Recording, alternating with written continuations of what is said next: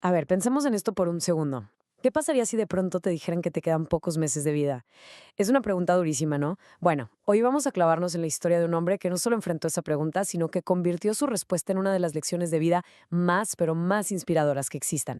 No podemos cambiar las cartas que se nos reparten, solo cómo jugamos la mano. Uf, qué frase tan potente, ¿no? Y es que justo ahí, en esa idea, está el corazón de todo el mensaje de Randy Pausch. No se trata de hacerse el que no ve la realidad, para nada. La cosa es, ¿qué haces con esa realidad? Se trata de adueñarte de tu reacción. Es que, si lo piensan, la premisa es fuertísima. Esta no es una historia triste sobre morir, ¿eh? Todo lo contrario. Es una celebración de la vida y contada por alguien que, literalmente, tenía los días contados. Y lo más curioso es que toda esta lección empieza viéndolo todo como un problema de ingeniería.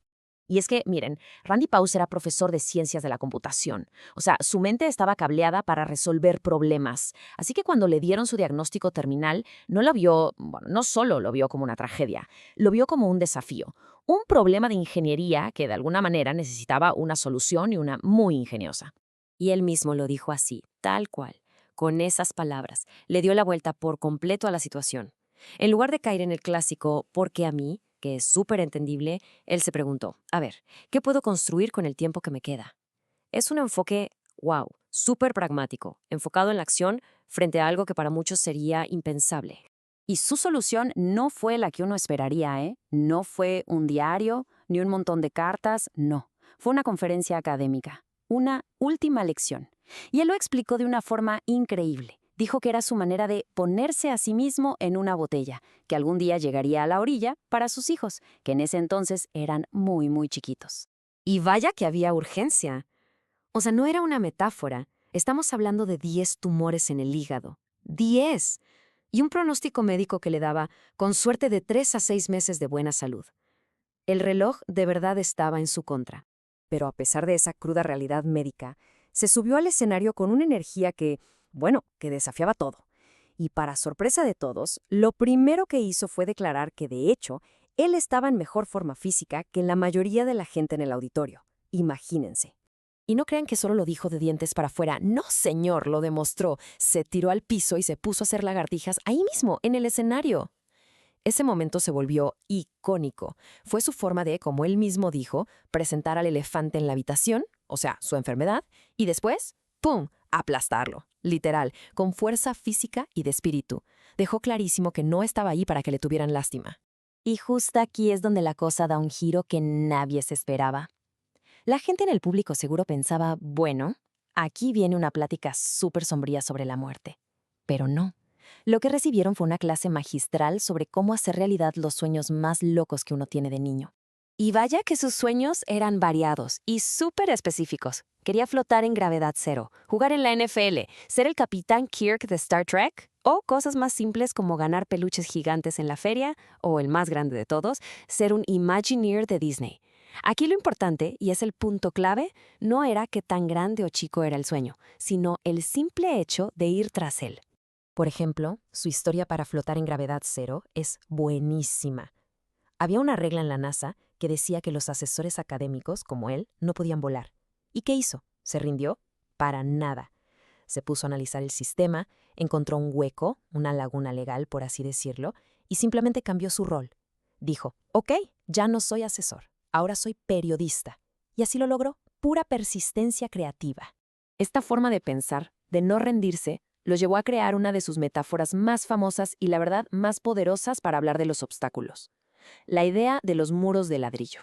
Para Randy, un muro de ladrillos no está ahí para detenerte. Para nada. Está ahí para que tú te detengas y te preguntes, de verdad quiero esto? Es como un filtro. Los muros están ahí para detener a los otros, a los que no lo desean con suficiente fuerza. Y a ti, te dan la oportunidad de demostrar cuánto te importa de verdad. Y su sueño de ser un Imagineer en Disney, ese fue uno de sus muros de ladrillo más altos. Y no lo logró por arte de magia, ¿eh? Fue todo un proceso. Primero, aplicó y lo rechazaron. ¡Pum! Primer ladrillo. Pero en lugar de darse por vencido, se puso a buscar un loophole, una forma de conectar con alguien adentro. Luego se echó 80 horas de investigación para estar súper preparado y al final tuvo el valor de pedirlo, de hacer la gran pregunta, para que le dieran chance de irse un año sabático a trabajar con ellos. Cada paso fue como escalar un ladrillo más. Ahora, muchas de estas lecciones sobre la persistencia y la vida no se aprenden de frente, ¿saben? A veces se aprenden de forma indirecta. Y Pausch tenía un nombre genial para esto, el head fake, que podríamos traducir como una finta. Es una técnica donde la enseñanza de verdad, la importante, está escondida detrás de la actividad que crees que estás haciendo. Y una de las mejores frases que aprendió sobre esto se la dijo su entrenador de fútbol americano, un tipo súper duro llamado Jim Graham. Él le dijo algo como, cuando la estás regando y ya nadie te dice nada, aguas. Eso significa que ya se dieron por vencidos contigo. O sea, que la crítica, aunque duela, es una señal de que le importas a alguien. Es una prueba de que creen que puedes mejorar. Y justo esa, fue la finta en acción. Randy pensaba que estaba en el campo aprendiendo los fundamentos del fútbol, las tacleadas, los pases, todo eso. Pero la lección real, la que se le quedó para toda la vida, era sobre perseverancia, sobre trabajar en equipo, sobre aguantar vara y aceptar la crítica. El fútbol era solo el pretexto, el vehículo para una enseñanza muchísimo más profunda. Bueno, y si vamos escarbando en todas estas lecciones sobre sueños, sobre muros de ladrillo, en el fondo, pero bien en el fondo, hay un valor que sostiene todo lo demás. Las personas siempre, pero siempre importan más que las cosas. Suena súper simple, ¿verdad? Pero qué fácil se nos olvida en el día a día. A ver, una pregunta rápida. ¿Qué pasaría si alguien le da un buen golpe a tu coche nuevecito, recién salido de la agencia? La reacción más natural para casi todo sería, pues, el enojo, la frustración, ¿no? Bueno, la historia de Randy sobre esto nos da una perspectiva, híjole, completamente diferente. Imaginen la escena. Su esposa, Jai, por accidente, chocó el convertible nuevo de Randy contra la minivan de la familia. O sea, un 2x1. La escena suena comedia, pero la angustia de Jai era total.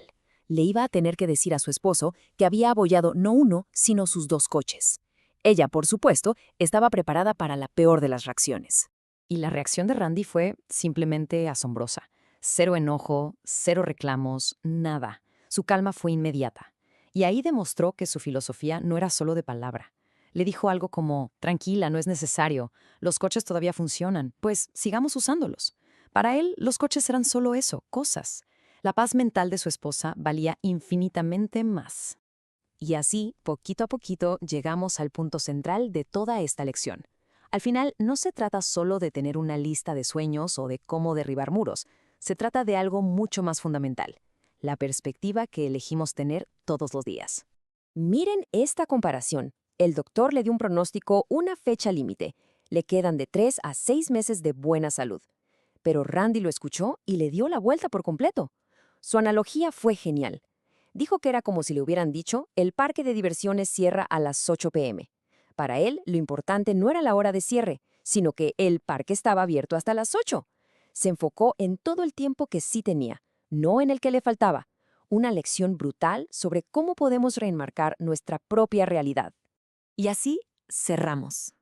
Al final, toda la historia de Randy Pauch nos deja con una pregunta flotando en el aire. Si tuvieras que dar una última lección, una sola, ¿qué dirías? Y no es una pregunta sobre la muerte, ¿eh? Es una pregunta que nos obliga a destilar, a encontrar qué es lo más importante que hemos aprendido en la vida. ¿Cuál sería el mero centro de nuestra sabiduría? Es una de esas preguntas en las que de verdad vale la pena quedarse pensando.